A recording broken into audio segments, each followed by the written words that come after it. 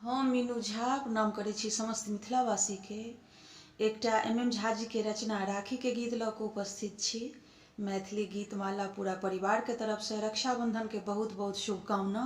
समस्त मिथिलावासी के धन्यवाद। जय मिथिला, जय मैथिली।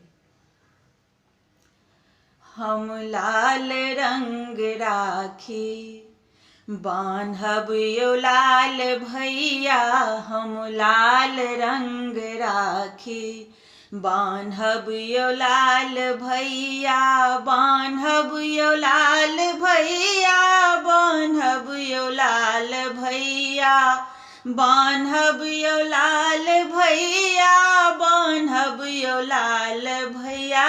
एलै राखीक त्योहार अहाँ गाम एबै कहिया, हम लाल रंग राखी बान्हब यो लाल भैया।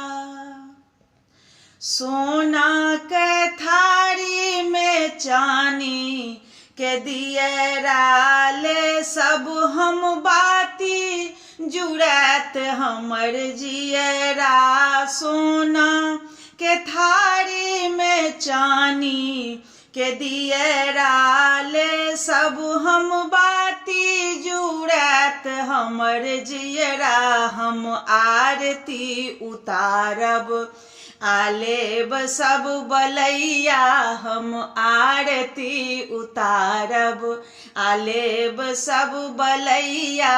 हम लाल रंग राखी बान्हब यो लाल भैया। एलै राखीक त्योहार अहाँ गाम एबै कहिया, हम लाल रंग राखी बान्हब यो लाल भैया।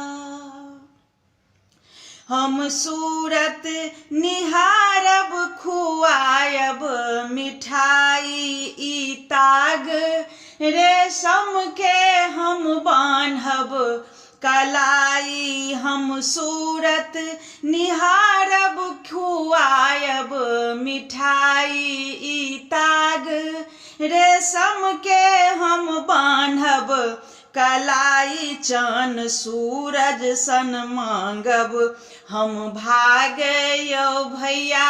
एलै राखीक त्योहार अहाँ गाम एबै कहिया, हम लाल रंग राखी बान्हब यो लाल भैया, हम लाल रंग राखी बान्हब यो लाल भैया।